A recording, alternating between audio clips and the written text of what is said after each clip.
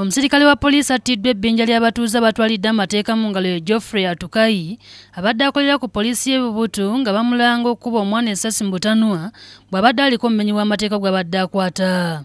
Omusirikale ono abadde ayitiddwa ssentebe w'Erosa ey'okusatu mu ggombolola y'e Bubutu okukwata omu ku bamenyi b'amateeka mu kitundu kyabwe ng'abadde awerekeddwako abasirikale b'eggye-ekkuumabyalo okubadde John Lufalulu ne Stephen Malaku ng'ekyalo bakizinzeewo ku ssaawa 11:00 nga bukya.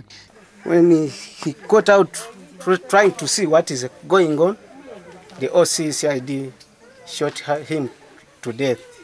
Kigambibwa okuba nti abatuuze basoose kugaana musirikale ono kukwata mutuuze munnaabwe kyokka n'awalaaza empaka nga mu kanyolagano kano bwakwatidde ku mmandusa essasi ne likuba omwana Mike Wanamboko ow'emyaka 17. Oli yakoze ensobi ate gwe mulwanirira nti poliisi temumutwala temumutwala. Kiba kituyamba ekyo oba abantu abo tubaleke babatulugunye. Tulina okujja tubajjemu so bwe tuba tuzze kubajjamu mutuyambeko so ati balimo kubatabanya. Omwogezi wa poliisi mu buvanjuba bw'eggwanga Diana Nandawula akakasizza nga poliisi bwe yakakwatako abantu 9 abateeberezebwa okuba nti banyigidde mu ffujjo lino bagiyambeko mu kubuuliriza. Tubakakasa nti tugenda kunoonyereza ku nsonga eno buli yajanyigiddemu yenna abeere nga annyonnyola baavunaanibwa ng'amateeka bwe galagira era nga twamaze naddu okukwatako ku bantu bano betusuubira okuba nga balina kye bamanyi. Ayongeddeko nti omu ku beero DU yadduse nga n'omulala ajjanjabira mu kalwaliro ka Kristoko Health Center e Butiru.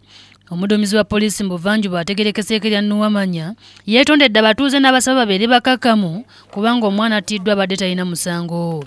Kyanaku nnyo okulaba tufiiriddwa abantu mu kantu katono kutonotono kubanga poliisi yabadde ezikukwata omuntu omu kati wezikukwata temukute baba banoonya gundi nandibadde mbasaba ebyo temubigenda ku baba banoonya muleke bamutwala ayowozeeko ebintu byamukola ki byebamwagalira.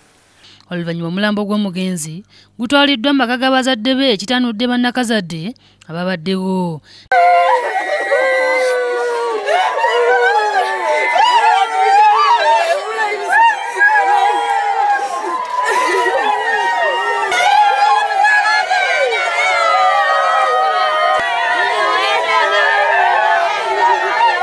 Nandawula agamba nti obumenyi bw'amateeka bubadde bukendeddeko mu kitundu wadde nga mukyalimu empulunguse.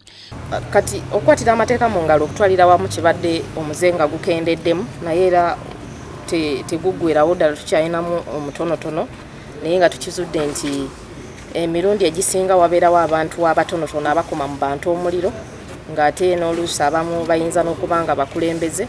Wilfred Masaba yakusakidde eggulire lino ku Lwabukedde TV.